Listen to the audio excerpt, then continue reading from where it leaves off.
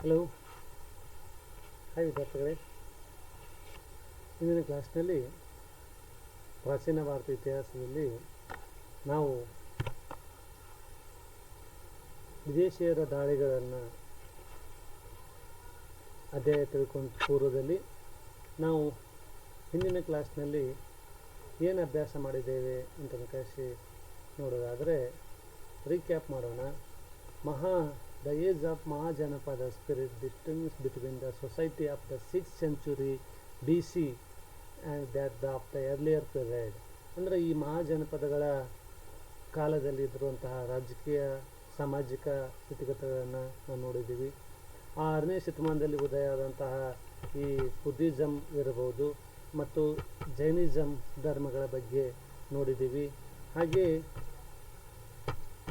ಇವತ್ತಿನ ಕ್ಲಾಸ್ನಲ್ಲಿ ನಾವು ಏನು ಅಭ್ಯಾಸ ಮಾಡೋಣ ಅಂತಂದರೆ, ಇಲ್ಲಿ ನೋಡಿ ಯಾರು ಅಂತಂದರೆ ಅಲೆಕ್ಸಾಂಡರ್ ಯಾರು?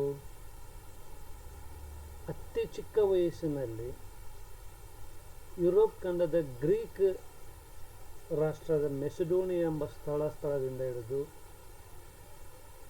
ಸಂಪೂರ್ಣವಾದಂಥ ಗ್ರೀಕ್ ಮೇಲೆ ಪ್ರಭುತ್ವವನ್ನು ಸಾಧಿಸಿ, ಆಫ್ರಿಕಾ ಖಂಡದ ಈಜಿಪ್ಟ್ ಮೇಲೆ ಪ್ರಭುತ್ವವನ್ನು ಸಾಧಿಸಿ, ಹಾಗೆ ಮಧ್ಯ ಏಷ್ಯಾದ ಮೇಲೆ ಪ್ರಭುತ್ವವನ್ನು ಸಾಧಿಸಿ, ಪರ್ಷಿಯಾ ಆಗಿನ ಕಾಲದ ಅತ್ಯಂತ ಪ್ರಪಂಚದಲ್ಲಿ ಬಲಿಷ್ಠ ಸಾಮ್ರಾಜ್ಯ ಅಂತಂದರೆ ಪರ್ಷಿಯಾ ಸಾಮ್ರಾಜ್ಯ.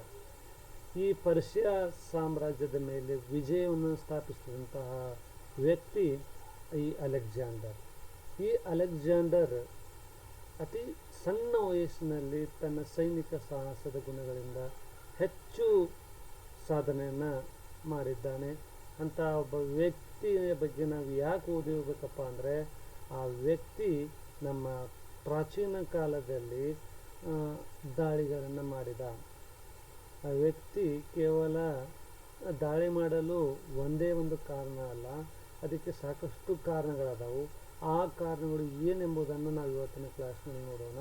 ಅದಕ್ಕಿಂತ ಪೂರ್ವದಲ್ಲಿ ಈ ಅಲೆಕ್ಸಾಂಡರ್ ಯಾರು, ಏನು ಎಂಬುದನ್ನು ಸಂಕ್ಷಿಪ್ತವಾಗಿ, ಅವನು ಎಲ್ಲಿ ಜನನವಾಯಿತು ಎಂಬುದನ್ನು ಸ್ವಲ್ಪ ಮಟ್ಟಿಗೆ ತಿಳಿಯೋಣ. ಈಗ ಇಲ್ಲಿ ಕಾಣುವಂತಹ ಈ ಅಲೆಕ್ಸಾಂಡರ್ನ ತಂದೆ ತಾಯಿಗಳು ಯಾರು, ಏನಪ್ಪ ಅಂತಾರೆ ಇಲ್ಲಿ ನೋಡಿ. ಇಲ್ಲಿ ಕಾಣುವಂತಹ ಅಲೆಕ್ಸಾಂಡರ್ ಫಿಲಿಪ್ II ಅಂತ ತಂದೆ ಹೆಸರು. ಇವನು ಅಲೆಕ್ಸಾಂಡರ್ನ ತಂದೆ. ಹಾಗೆ ಇಲ್ಲಿರುವಂತಹ ತಾಯಿ ಒಲಿಂಪಿಯಾ ಅಂತ ಕಳಿಸಿ, ಇವಳು ಕೂಡ ಈಜಿಪ್ಟ್ ದೇಶದ ಯುವರಾಣಿ. ಇಂಥ ಒಂದು ರಾಜ್ಯ ಮನೆತನದಲ್ಲಿ ಅಲೆಕ್ಸಾಂಡರ್ ಯಾವಾಗ ಜನನವಾಗ್ತವಪ್ಪ ಅಂತಂದರೆ ಸಾಸೆಪು 356 BC 356 ಟೈಮ್ನಲ್ಲಿ ಅಲೆಕ್ಸಾಂಡರ್ ಜನಿಸಿದನು ಎಂಬುದನ್ನು ದಾಖಲೆಗಳು ಹೇಳ್ತಾವೆ. ಇನ್ನು ಅಲೆಕ್ಸಾಂಡರ್ನ ಎಜುಕೇಷನ್ ಲೈಫ್ ಬಗ್ಗೆ ನೋಡೋದಾದರೆ, ಅಲೆಕ್ಸಾಂಡರ್ ಸಂಬಂಧಿಕರ ಮಕ್ಕಳ ಜೊತೆ ಶಿಕ್ಷಣವನ್ನು ಪಡೆದನು. ಆದರೆ ಎಲ್ಲ ಮಕ್ಕಳ ಥರ ಇವನು ಕೂಡ ಸಾಮಾನ್ಯವಾದಂಥ ಶಿಕ್ಷಣವನ್ನು ಪಡೆಯಲಿಲ್ಲ. ಅಂದರೆ ಮ್ಯಾಥಮೆಟಿಕ್ಸ್ ಇರ್ಬೋದು, ವಿಜ್ಞಾನ ಇರ್ಬೋದು, ಅಥವಾ ಕತೆ, ಕವನ, ನಾಟಕ, ಇಂಥ ಸಂಗೀತ, ಇಂಥ ಸಾಮಾನ್ಯ ಅಭ್ಯಾಸಗಳಾಗಿಬಿಟ್ಟು ಇವನಿಗೆಲ್ಲ. ಅಂದರೆ ಇವುಗಳ ಕಡೆ ಹೆಚ್ಚು ಗಮನವನ್ನೇ ಅವನು ನೀಡದೆ ಕೇವಲ ಸೈನಿಕ ಸಾಧನೆಗೆ ಸಂಬಂಧಪಟ್ಟಂತಹ ವಿಷಯಗಳಲ್ಲಿ ಹೆಚ್ಚು ಆಸಕ್ತಿಯನ್ನು ವ್ಯಕ್ತಪಡಿಸುತ್ತಾ ಪ್ರಾಥಮಿಕ ಶಿಕ್ಷಣವನ್ನು ಕಲಿಯಲೇ ಇಲ್ಲ. ಕೊನೆಗೆ 343 BC ಟೈಮ್ನಲ್ಲಿ ಒಂದು ಘಟನೆ ಆಯಿತು. ಅದು ಏನಪ್ಪ ಅಂತಂದರೆ, ಅವನ ಜೀವನ ಮೇಲೆ ಹೆಚ್ಚು ಪರಿಣಾಮವನ್ನು ಬೀರಿದಂಥ ಘಟನೆ. ಕಾರಣ ಇಷ್ಟೇ, ಒಂದು ಉತ್ತಮವಾದಂಥ ಸ್ಕೂಲಿಗೆ, ಅಂದರೆ ಈಗಿನ ಕಾಲದಲ್ಲಿ ಯಾವುದಾದ್ರೂ ಕಾಲೇಜ್ ಅಂತೀವಲ್ಲ, ಅಂಥ ಒಂದು ಶಾಲೆಗೆ, ಅದು ಎಲ್ಲೈತಪ್ಪ ಅಂದರೆ ಮೇಜಾ ಅಂತ ಕರಿತೀವಿ. ಆ ಒಂದು ಟೆಂಪಲ್ ಆಫ್ ದ ನಿಂಪಾಸ್, ಒಂದು ದೇವಸ್ಥಾನದಲ್ಲೇ ಶಿಕ್ಷಣ ಸಿಗುತ್ತಿತ್ತು. ನಿಂಪಾಸ್ ಅನ್ನುವಂತಹ ಟೆಂಪಲ್ನಲ್ಲಿ ಅವನಿಗೆ 3 ವರ್ಷಕ್ಕೆ ಸಂಬಂಧಪಟ್ಟಂಥ ಶಿಕ್ಷಣವನ್ನು ಕಲಿಯಲು ಅಲ್ಲಿ ಬಿಡ್ತಾನೆ. ಅಲ್ಲಿರುವಂತಹ ಪ್ರಸಿದ್ಧ ಟೀಚರ್ ಯಾರಪ್ಪ ಅಂತಂದರೆ, ಅಂದರೆ ಗುರು ಯಾರು ಅಂದರೆ ಅರಿಸ್ಟಾಟಲ್. ಈ ಅರಿಸ್ಟಾಟಲ್ ಅಲೆಕ್ಸಾಂಡರ್ನ ಜೀವನದ ಅತ್ಯಂತ ಅದ್ಭುತವಾದಂಥ ವ್ಯಕ್ತಿ. ಕಾರಣ ಇಷ್ಟೇ, ಅಲೆಕ್ಸಾಂಡರ್ನಲ್ಲಿ ಇರುವಂತಹ ಶಕ್ತಿಯನ್ನು ಹೊರತೆಗೆದಂಥ ವ್ಯಕ್ತಿ ಯಾರಪ್ಪ ಅಂತಂದರೆ ಇಲ್ಲಿರುವಂಥ ಅರಿಸ್ಟಾಟಲ್. ಅಂದರೆ ನಿಮಗೆ ಸಾಮಾನ್ಯ ಶಿಕ್ಷಣದ ಜೊತೆಯಲ್ಲಿ ಅವನಿಗೆ ಆಸಕ್ತಿ ಬರುವಂತೆ ಮಾಡಿ ಅವನ ಸೈನಿಕ ಸಾಧನೆಯ ಗುರಿಗೆ ಸಂಪಟ್ಟಂತಹ ಕತೆ ನಾಟಕಗಳನ್ನು ಹೇಳೋದರ ಮೂಲಕ ಅವನಲ್ಲಿ ಇನ್ನಷ್ಟು ಆ ಒಂದು ಶಕ್ತಿ ಹೆಚ್ಚಾಗುವಂತಹ ಮಾಡಿದಂಥ ಕೀರ್ತಿ ನಮ್ಮ ಅರಿಸ್ಟಾಟಲ್ ಅವರಿಗೆ ಸಲ್ತೈತಿ.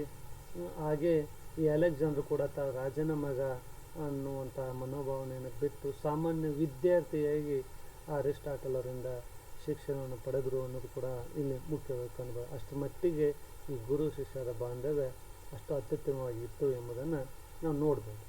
ಇನ್ನು ಅಲೆಕ್ಸಾಂಡರ್ ಯಾವಾಗ ಮೆಸಿಡೋನಿಯಾದ ಕಿಂಗ್ ಆದನು ಅಂತ ನೋಡೋದಾದರೆ ಫೆಸ್ಟಿವಲ್ ಟೈಮ್ ಅಂದರೆ ಹಬ್ಬದ ಸಮಯದಲ್ಲಿ ಅಲ್ಲಿರುವಂತಹ ಒಂದು ಅಧಿಕಾರಿಶಾಹಿ ವರ್ಗ ಅಂದರೆ ನೊಬೆಲ್ ವರ್ಗ ಅಂತ ಕರಿತೀವಿ. ಆ ನೊಬೆಲ್ ವರ್ಗ ಯಾವುದಪ್ಪ ಅಂದರೆ ಪುಷಾನೆಸ್ ಅಂತೇನು ಕರಿತೀವಿ. ಈ ಪುಷಾನೆಸ್ ವರ್ಗ ಅಲ್ಲಿಯ ಈಗ ಆಲ್ರೆಡಿ ಇರುವಂಥ ಮೆಸಿಡೋನಿಯಾ ಕಿಂಗ್ ಫಿಲಿಪ್ ಟೂನನ್ನು ಮರ್ಡರ್ ಮಾಡ್ತಾರೆ. ಯಾವಾಗಪ್ಪ ಅಂದರೆ 336 ಟೈಮ್ನಲ್ಲಿ ಸಹಜವಾಗಿ ತಂದೆ ಮರದ ನಂತರ ಅಲೆಕ್ಸಾಂಡರ್ ಸಿಂಹಾಸನವನ್ನು ಏರಿದನು. ಪ್ರಾರಂಭದಲ್ಲಿ ಕಷ್ಟಗಳು ಬಂದೋಗಿದ್ದವು. ಆ ಚಿಕ್ಕ ವಯಸ್ಸಿನಲ್ಲಿ ಕೇವಲ 19 ಕಂಪ್ಲೀಟಾಗಿ ಜಸ್ಟ್ 19 ಕಂಪ್ಲೀಟ್ 20 ರನ್ನಿಂಗ್ ಅಂಥ ಒಂದು ಚಿಕ್ಕ ವಯಸ್ಸಿನಲ್ಲಿ ಪ್ರಾರಂಭದಲ್ಲಿ ಎದುರಾದಂಥ ಎಲ್ಲ ಸಂಕಷ್ಟಗಳನ್ನು ದೂರ ಮಾಡಿ ತನ್ನ ಸೈನಿಕ ಮತ್ತು ಚಾಣಾಕ್ಷತನದಿಂದ ಇರುವಂಥ ವೈರಿಗಳನ್ನೆಲ್ಲವರನ್ನು ಬಗ್ಗುಬಡಿದು ತಾನು ಮೆಸಿಡೋನಿಯಾದ ಕಿಂಗನಾಗಿ ಅಧಿಕಾರವನ್ನು ವಹಿಸಿಕೊಂಡು ಆನಂತರ ಅಲ್ಲಿರುವಂಥ ಸಣ್ಣ ಪುಟ್ಟ ಸಾಮ್ರಾಜ್ಯಗಳ ಮೇಲೆ ದಾಳಿ ಮಾಡಿ ಅವುಗಳನ್ನು ಕೂಡ ನಿಯಂತ್ರಣದಲ್ಲಿಟ್ಟುಕೊಂಡು ಕೊನೆಗೆ ಸಾಕಷ್ಟು ಯುದ್ಧಗಳನ್ನು ಮಾಡುತ್ತಾ ಪರ್ಷಿಯಾವನ್ನು ಗೆದ್ದು ಕೊನೆಗೆ ಆನಂತರ ನಮ್ಮ ಭಾರತಕ್ಕೆ ಬಂದನು. ಭಾರತಕ್ಕೆ ಬರೋ ಕಾರಣಗಳು ಏನು ಎಂಬುದನ್ನು ನೋಡೋಣ. ಆನಂತರ ಯುದ್ಧಗಳ ಬಗ್ಗೆ ನೋಡೋಣ. ಆನಂತರ ಅವನಿಗೆ ಯಾವಾಗ ಮರಣವಾದವು ಅದರಿಂದ ಪರಿಣಾಮ ಏನಂತ ನಾವು ಹಂತವಾಗಿ ನೋಡೋಣ. ಸದ್ಯಕ್ಕೆ ಇವತ್ತಿನ ಕ್ಲಾಸ್ನಲ್ಲಿ ನಾವು ಅಲೆಕ್ಸಾಂಡರ್ ಭಾರತಕ್ಕೆ ಏಕೆ ಬಂದನು, ಅದಕ್ಕೆ ಕಾರಣಗಳು ಏನೆಂಬುದನ್ನು ಅಧ್ಯಯನ ಮಾಡೋಣ. ಇಲ್ಲಿ ನೋಡಿ, ಇದು ಮೆಸಿಡೋನಿಯಾ. ಈ ಪ್ರಪಂಚದ ಮ್ಯಾಪೆಲ್ಲ ಕಾಣ್ತಾ ಇದೆಯಲ್ಲ, ಇದು ಮೆಸಿಡೋನಿಯಾ. ಈ ಮೆಸಿಡೋನಿಯಾದಿಂದ ಹಂತ ಹಲವಾರು ಪ್ರದೇಶಗಳನ್ನು ಗೆದ್ದುಕೊಂತ ಪರ್ಷಿಯನ್ ಸಾಮ್ರಾಜ್ಯವನ್ನು ವಿಸ್ತರಿಸಿಕೊಂಡು ಕೊನೆಗೆ ನಮ್ಮ ಭಾರತಕ್ಕೆ ಬಂದನು ಅಂತ ಕಾಣಿಸಿ ನೋಡಿ. ಇಲ್ಲಿ ಇನ್ನೂ ಚೆನ್ನಾಗಿ ಕಾಣುತ್ತೆ. ಇಲ್ಲಿ ಬಂದಿರುವಂತಹ ಈ ಮಾರ್ಗ ಆರಂಭ ಆಯಿತು. ಆನಂತರ ಪರ್ಷಿಯಾದೆಲ್ಲಕ್ಕೆ ಸಹ ವಶಪಡಿಸಿಕೊಂಡ ನಂತರ ಇಲ್ಲಿರುವಂಥ ನಮ್ಮ ಭಾರತ ವಾಯುಭಾಗದಲ್ಲಿ ಅವನು ತನ್ನ ಸಾಮ್ರಾಜ್ಯವನ್ನು ಸ್ಥಾಪಿಸಲು ಪ್ರಯತ್ನಿಸಿದನು ಅಂತ ನೋಡ್ತೀವಿ. ಆದರೆ ಭಾರತದ ಒಳಗಡೆ ಯಾಕೆ ಪ್ರವೇಶ ಮಾಡಲಿಲ್ಲ ಅಂತಂದರೆ ಇಲ್ಲಿ ಮಧ್ಯ ಭಾರತದಲ್ಲಿ ನಂದ್ ಎಂಪೈರ್ ಇದ್ದರು. ಆ ನಂದ್ ಎಂಪೈರ್ ಸೈನಿಕರ ಸಾಹಸ ಶಕ್ತಿಯ ಬಗ್ಗೆ ತೆಗೆದುಕೊಂಡಿದ್ದನು. ಅದು ಅಲ್ಲದೆ ಸುಮಾರು 10 ವರ್ಷಗಳ ಕಾಲ ಅವರು ತಾಯ್ನಾಡಿನಿಂದ ದೂರ ಇದ್ದರು. ಆ ಕಾರಣದಿಂದ ಅವರು ದಾಳಿಯನ್ನು ಮುಂದುವರಿಸಲಿಲ್ಲ ಅಂತ ನಾವು ಮುಂದಿನ ಕ್ಲಾಸ್ನಲ್ಲಿ ಅದನ್ನು ಅಧ್ಯಯನ ಮಾಡೋಣಂತೆ ಅಂತಂದರೆ. ಈಗ ನೋಡಿ, ಇವತ್ತಿನ ಕ್ಲಾಸದ ಅತಿ ಮುಖ್ಯವಾದಂಥ ವಿಷಯ ಏನಪ್ಪ ಅಂತಂದರೆ ಅಲೆಕ್ಸಾಂಡರ್ ಇನ್ವೇಷನ್ ಆನ್ ಇಂಡಿಯಾ. ಅದಕ್ಕೆ ಕಾರಣವಾದ ಅಂಶಗಳು ಏನಪ್ಪ ಅಂತಂದರೆ ಇಲ್ಲಿ ಫಸ್ಟ್ ನಮಗೆ ಕಾಣೋದು the desire of empire expensive. ಅವನ ಮುಖ್ಯವಾದಂತಹ ಅರಸನ ಗುರಿ ಏನಿರ್ತೈತಪ್ಪ ಅಂದರೆ ಸಾಮ್ರಾಜ್ಯ ವಿಸ್ತರಣೆಯ ಬಯಕೆ ಇರ್ತೈತಿ. ಹೀಗಾಗಿ ಸಾಮ್ರಾಜ್ಯ ವಿಸ್ತರಣೆ ಮಾಡೋದು ಅನಿವಾರ್ಯವಾಗಿರ್ತೈತಿ. ಅದೇ ಕಾರಣದಿಂದ ಅವನು ನಮ್ಮ ಭಾರತದ ಮೇಲೆ ದಾಳಿ ಮಾಡಿದನು ಅಂತ ಕಳಿಸಿ ಇತಿಹಾಸಕಾರ ಹೇಳ್ತಾರೆ. ಇನ್ನು ವೆರಿ ಇಂಪಾರ್ಟೆಂಟ್ ಪಾಯಿಂಟ್ ಏನಪ್ಪ ಅಂತಂದರೆ ಭಾರತದ ಸಂಪತ್ತು, ವೆಲ್ತ್ ಆಫ್ ಇಂಡಿಯಾ. ನಮ್ಮ ಪ್ರಾಚೀನ ದೇಶ ಭಾರತದಲ್ಲಿ ಇಡೀ ವಿಶ್ವಕ್ಕೆ ಯಾಕೆ ಪ್ರಸಿದ್ಧಪ್ಪ ಅಂತಂದರೆ ಇಲ್ಲಿ ಸಾಕಷ್ಟು ಸಂಪತ್ತು ಇದೆ ಎಂಬುದು. ಈ ವಿದೇಶಿ ಸಂಪತ್ತು ನಮ್ಮ ದೇಶದ ಸಂಪತ್ತು ವಿದೇಶಿಗರ ಕಣ್ಣು ಕುಕ್ಕುವ ರೀತಿಯಲ್ಲಿ ನಾವು ಅಷ್ಟು ಶ್ರೀಮಂತವಾಗಿದ್ದೆವು.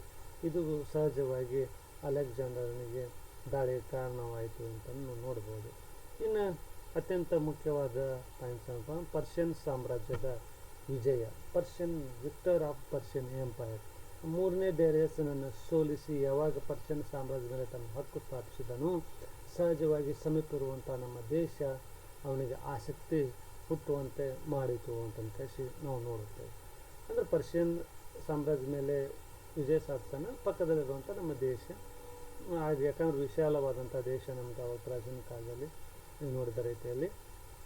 ಹೀಗಾಗಿ ಅವನು ನಮ್ಮ ದೇಶದ ಕಡೆ ಗಮನವನ್ನು ನೀಡಿದ್ದಾನೆ. ಇನ್ನು ನಮ್ಮ ದೇಶದ ನಾರ್ತ್ ಇಂಡಿಯಾದಲ್ಲಿ mutual quarrel of small kingdom, no big kingdom, only small kingdom but ಒಗ್ಗಟ್ಟು ಅನ್ನೋದಿರಲಿಲ್ಲ. ಸಣ್ಣ ಪುಟ್ಟ ರಾಜ್ಯಗಳು ಪರಸ್ಪರ ಕಚ್ಚಾಟದಲ್ಲಿ ತೊಡಗಿದ್ದರು. ಈ ಕಾರಣದಿಂದ ಅವರು ಮುಂದುವರಿಸಿದರು ಅಂತ ಕಳಿಸಿ ಏನಪ್ಪ ಅಂದ್ರೆ ಆ ದಾಳಿಗೆ ಆಹ್ವಾನ ನೀಡಿದರು ಎಂಬುದನ್ನು ನಾವು ನೋಡುತ್ತೇವೆ. ಒಂದು ರೀತಿಯಾಗಿ ಕರೆಯುವ ರೀತಿಯಲ್ಲಿ ಅವ್ರ ಕಚ್ಚಾಟ ಇತ್ತು ಅಂತ ಕಳಿಸಿ ನೋಡ್ಬೋದು. ಅದಕ್ಕೆ example invasion of Takshashila king Ambi ಅಂತ ಕಳಿಸಿ ನಾವು ನೋಡ್ತೀವಿ. ತಕ್ಷಶಿಲಾದ ಅರಸ ಅಂಬಿ ಅಲೆಕ್ಸಾಂಡರ್ನಿಗೆ ಆಮಂತ್ರಣವನ್ನು ನೀಡಿದನು. ಆಮಂತ್ರಣ ನೀಡಲು ಅತ್ಯಂತ ಮುಖ್ಯವಾದ ಕಾರಣ ಏನಪ್ಪಾ ಅಂತಂದ್ರೆ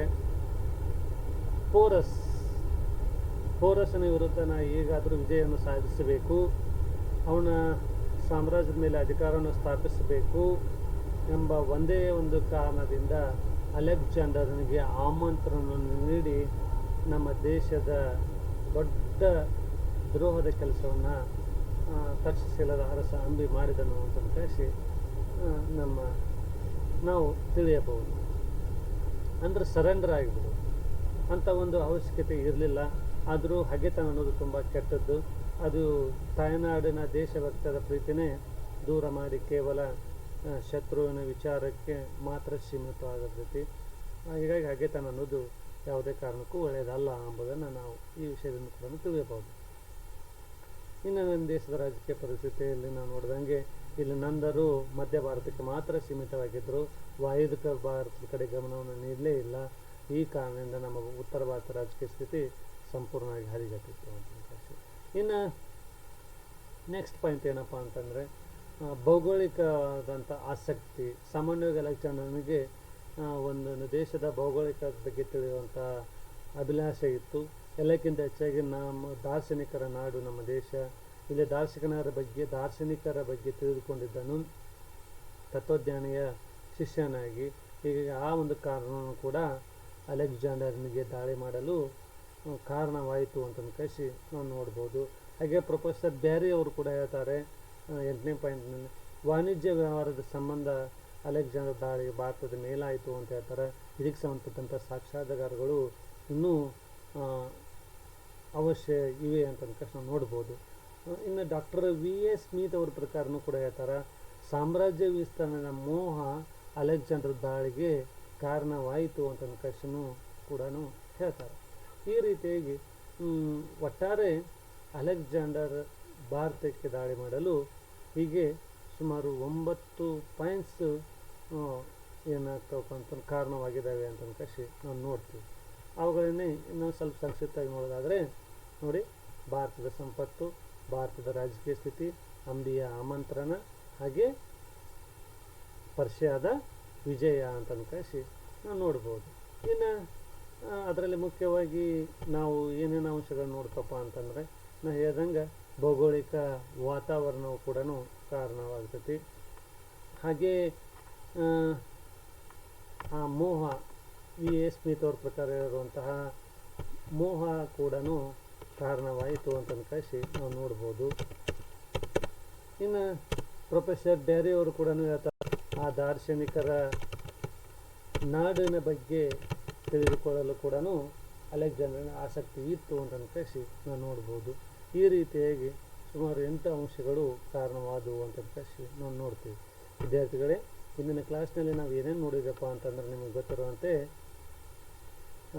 ಅಲೆಕ್ಸಾಂಡರ್ನ ಬಯೋಗ್ರಫಿ, ಜೀವನದ ಬಗ್ಗೆ ತಿಳ್ಕೊಂಡ್ವಿ, ಎಜುಕೇಷನ್ ಲೈಫ್ ಬಗ್ಗೆ ತಿಳ್ಕೊಂಡ್ವಿ, ಹಾಗೆ ಟೀಚರ್ ಪಬ್ಲಿಕ್ ರಿಲೇಷನ್ಶಿಪ್, ಗುರು ಶಿಷ್ಯರ ಸಂಬಂಧ ಬಗ್ಗೆ ನೋಡ್ಕೊಂಡ್ವಿ. ನೆಕ್ಸ್ಟು ಪೊಲಿಟಿಕಲ್ ಆ್ಯಂಟಾಸಿಸ್, ಭಾರತ ದೇಶದಲ್ಲಿ ಇದ್ದಂಥ ರಾಜಕೀಯ ವ್ಯವಸ್ಥೆ ಬಗ್ಗೆ, ನಾವು ರಾಜಕೀಯ ಪರಿಸ್ಥಿತಿಯ ಬಗ್ಗೆ ತಿಳ್ಕೊಂಡ್ವಿ.